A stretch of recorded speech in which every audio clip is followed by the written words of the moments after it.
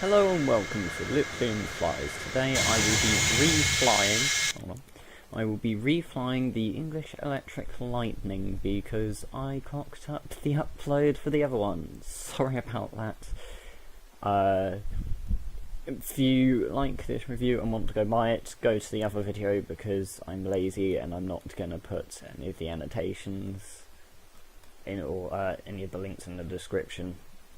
So go to the other video and click on the links there.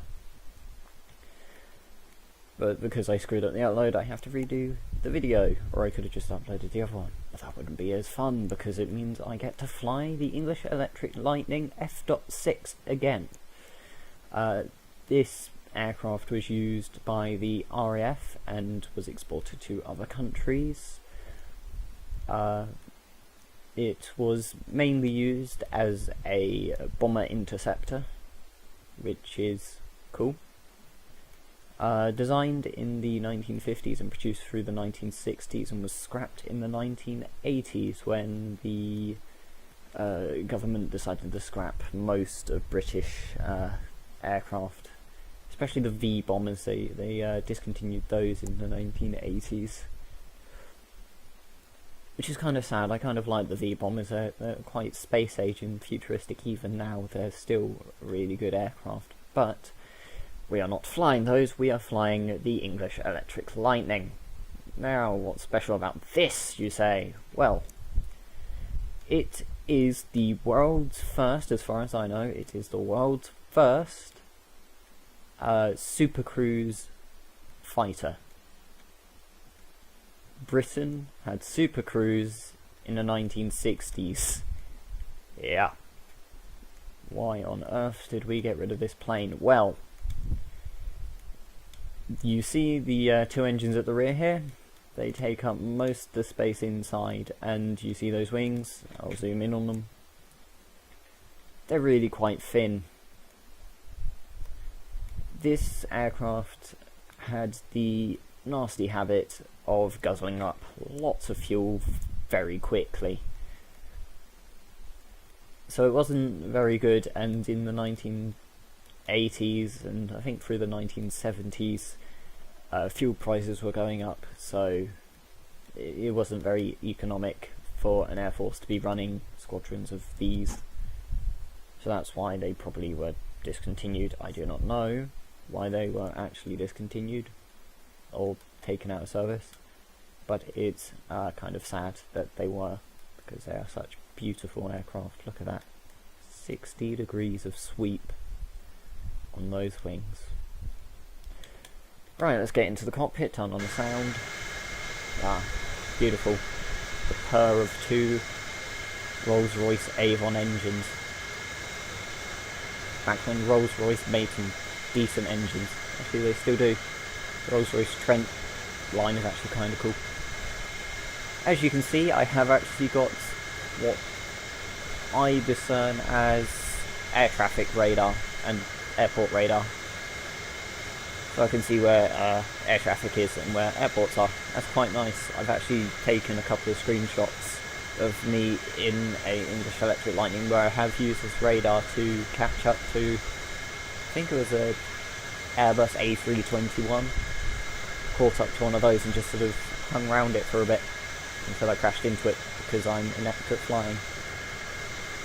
Well, anyway, let's get going. Let's power up these two Rolls-Royce Avon engines. Afterburning. There we go. We don't need any flap because you've either got no flap or all the flap. There's no in-between of this.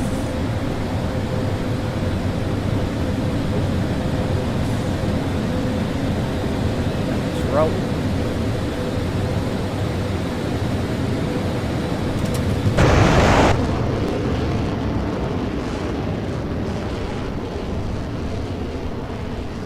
Get up to altitude where I can cruise at supersonic. This aircraft has a maximum speed of Mach 2.2.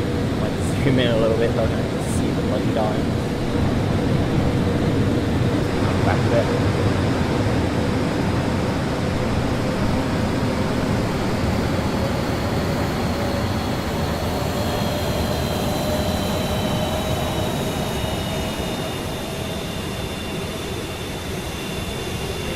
very, very manoeuvrable aircraft.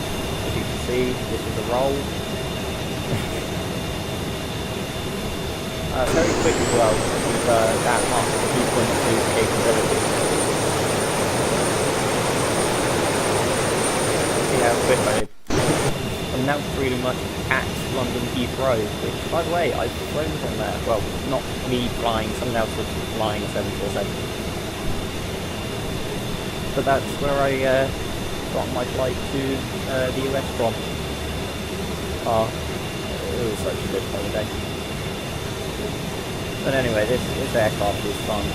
I would recommend getting it if you can. It's not the most detailed model that I have.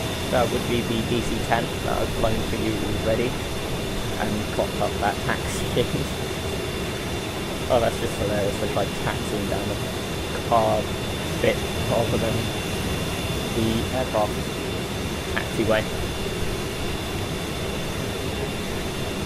But it is still fun to fly. It's very much a mess around aircraft, or a video making aircraft, that's what I'm using it for.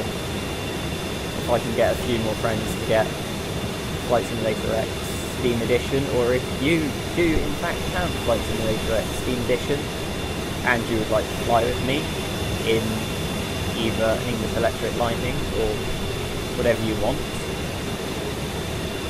just contact me either from my Gmail, which is lipliam@gmail.com, or you could leave a comment in the comment section, or contact me on Steam, which I have the same username, which is also lipliam,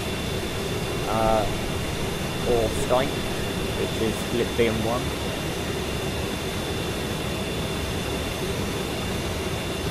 or Facebook, which is lipliam.done.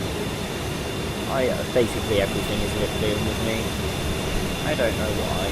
I don't know why.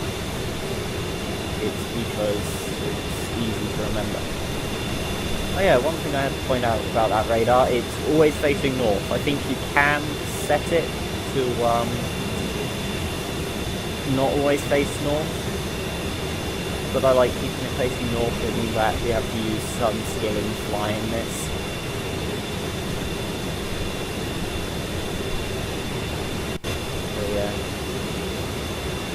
Now we're bound to the east. Oh yeah, I've also got a new joystick which actually has a throttle on it. Actually, does the throttle look like this thing? No. My throttle looks more like a modern jet throttle, so it's more of a weird shape rather than a couple of bars like that.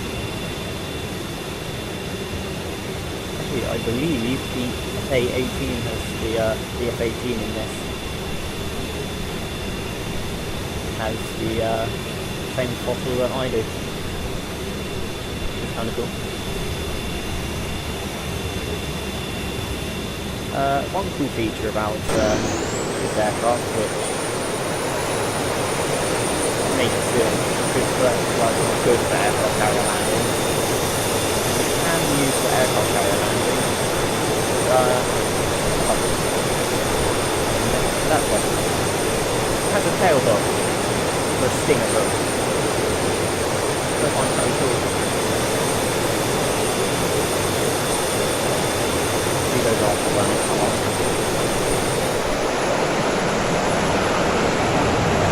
Beautiful.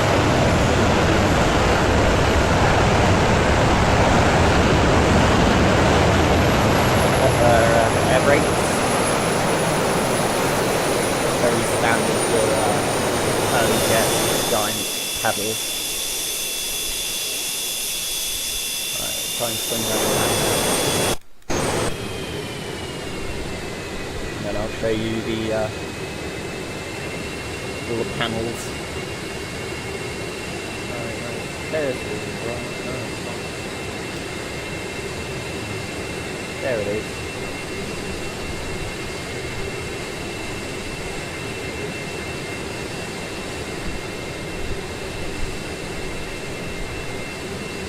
Yeah, speed.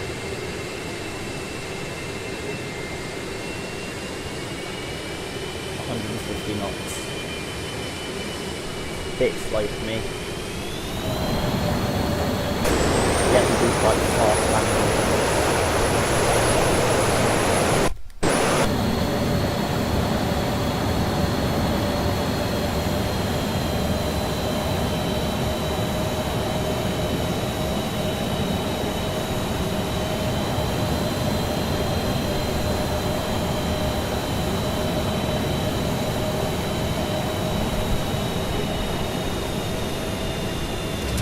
Gear down. That's out. Running. So you have to run forward flat.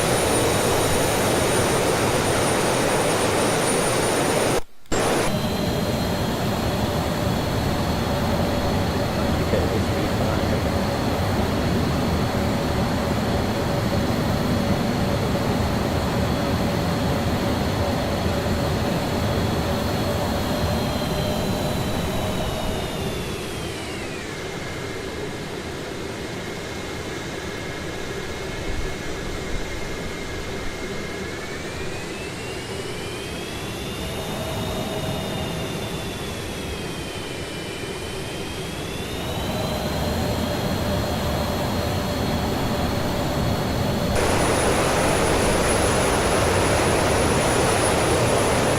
That's because of that swept wing, you were less stable at lower speeds, meaning you'd have to land at higher speeds and you'd need a longer runway to land. I'm guessing that's why they had the tail hook, so you could have a arrestor system on the runway to try and help it slow down a bit faster. I don't know, I'd like to speak to some actual pilots of these old aircraft. I've got a feeling that have some really, really interesting stories to tell. So they probably all have really interesting stories to tell. Pilots also have stories to tell. Here we are, approaching the runway. Speed is okay.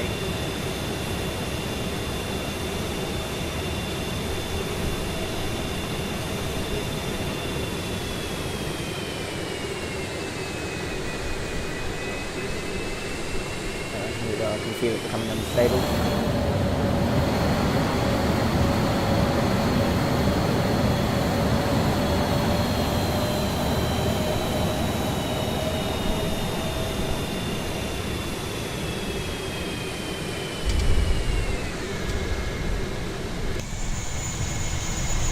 Pop the air brakes.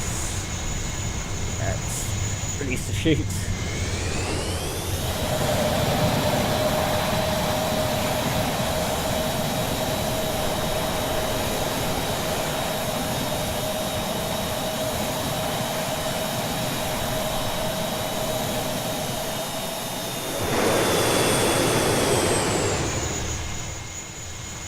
Down.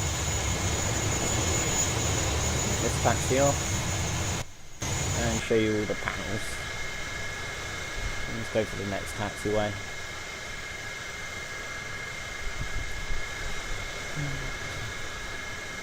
There's your fuel gauges down there. They will run go to zero quite quickly if you spend the entire time in afterburner mode. Actually, with this new joystick, I actually know where my throttle is. Or I know how much throttle I've got on, because it's a bit more accurate. Rather than the weird slider system I had last time. But yeah, I think I did that landing mostly at half throttle. So 50% on the throttle. At the moment I'm at about 25%.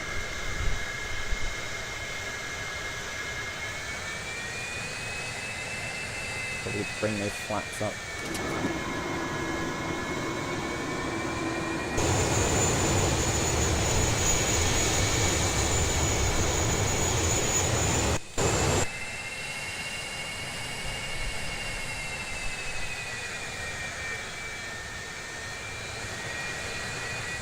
Guessing this is a taxiway for a large aircraft. Such as 747s. There's a line. I do like this aircraft, even though you're quite high off the ground because you're sat on top of two engines, pretty much. You still get a pretty decent, you get a really nice sort of view on the cockpit. So looking straight up, you do have two giant metal bars.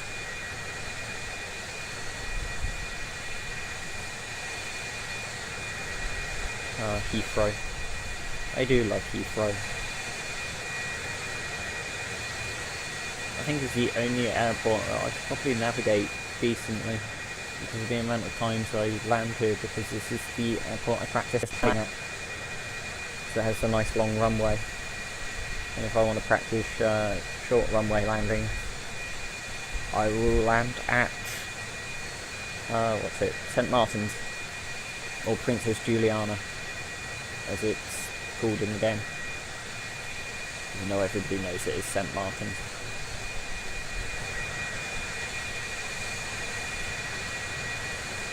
There's a place to park up over there.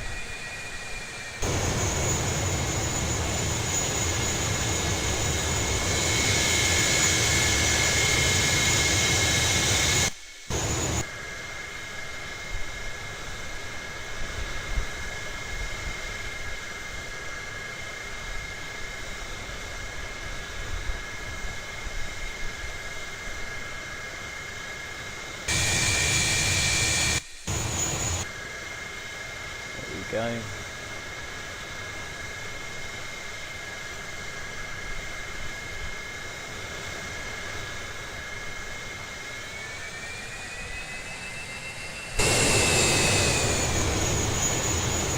This is no airdrop, and I'm just gonna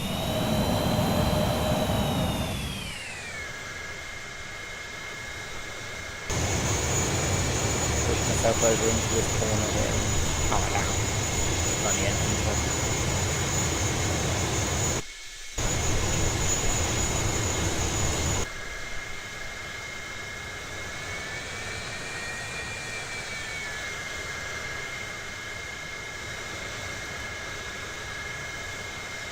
Yeah, let's taxi to a gate, why not? It's not like Heathrow's busy enough to have planes come in at the gate, right? Well.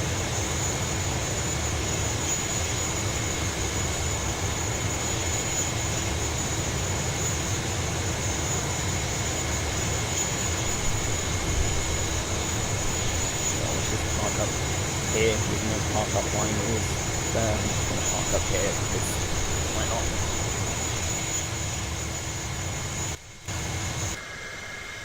Right, let's put the parking brake on.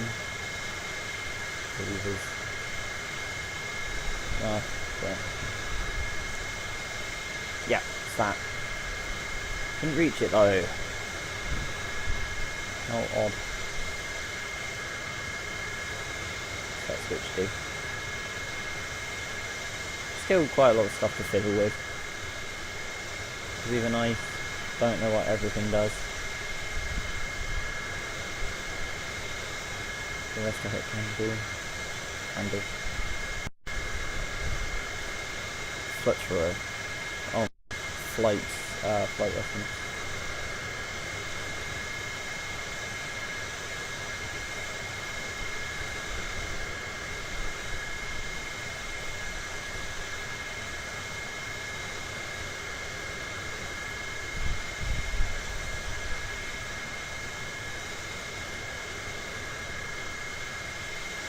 Yeah, there is a lot of stuff in here. There's your radio.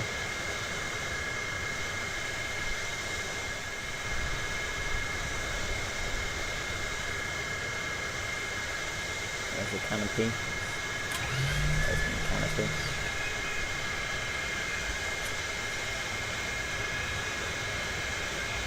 There we go. Canopy's now open. Let's shut off the engines, which I believe you can do by just clicking this. And that turns on the APU. Now we're no longer flying. Get that out of the way and come closer to the keyboard. Right.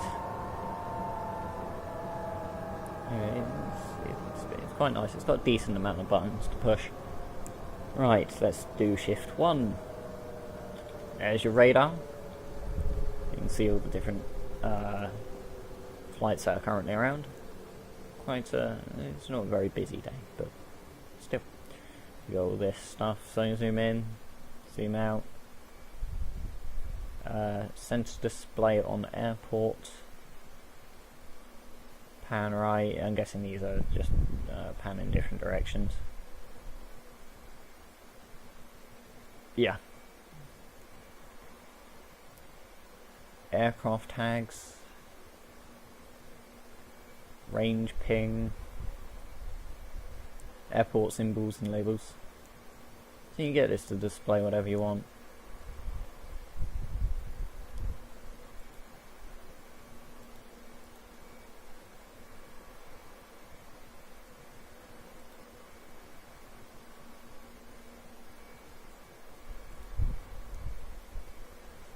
I should have read that first.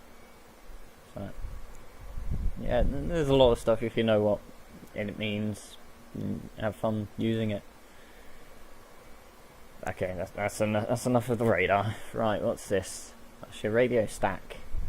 I believe that's from the from an Airbus. That may be a custom one because that's a custom one. I don't know. That looks like it should be on an Airbus. That's a normal GPS, or it's a navigational thing. Normal GPS. Yeah. Oh, it's a HSI. Okay. That's the aircraft leaves the thing on. This is rather a fun thing you can do. There's a little switch down here. Ground power. Switch that on. You get, well, a little ladder to your cockpit. And you get the little ground generator that plugs it into your wing.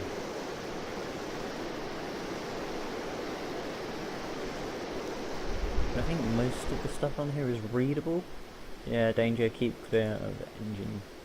Keep clear of intakes when engine is running.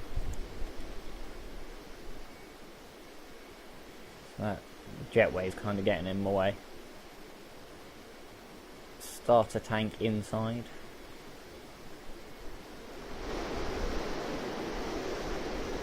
Do not lean here. So I'm guessing that's something with radio or some kind of antenna on top there.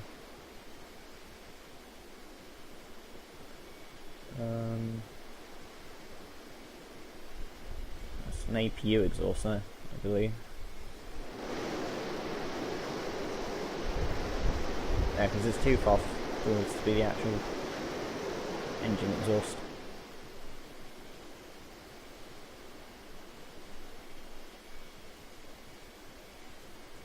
What does it say on it? Oh yeah, danger ejector seat. Because you don't want to pull one of those, you fly out the plane.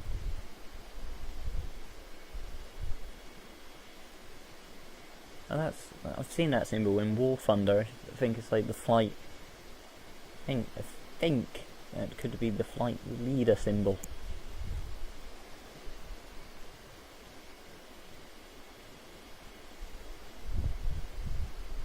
Right, let's close the cockpit.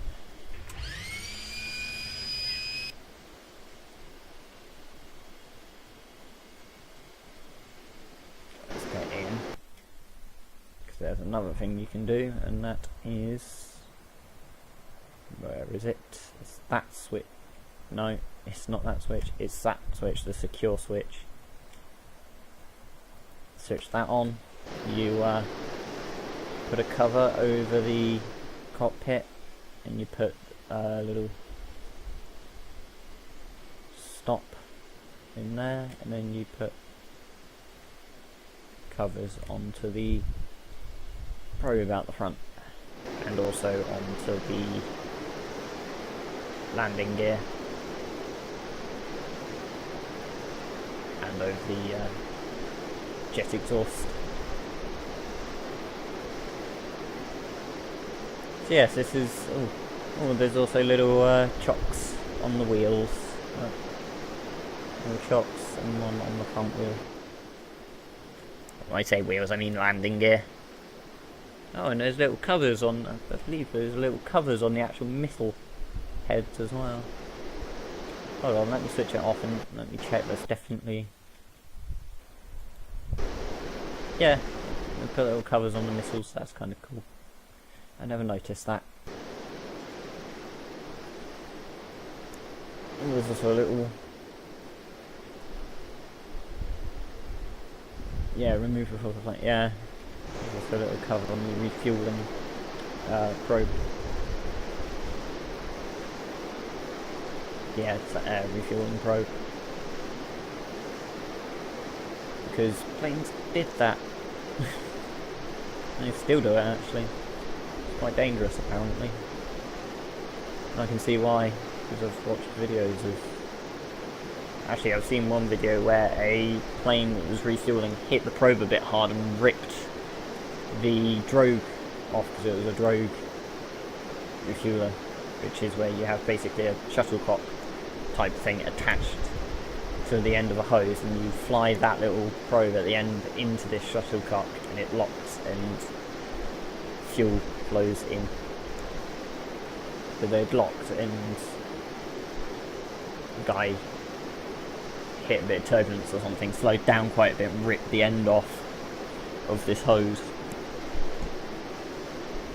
And that probably was quite dangerous, because you're spraying fuel over the plane that's refueling. But anyway, this has been me flying the superbly beautiful English Electric Lightning. Join me for the next video, whatever that shall be. See you later.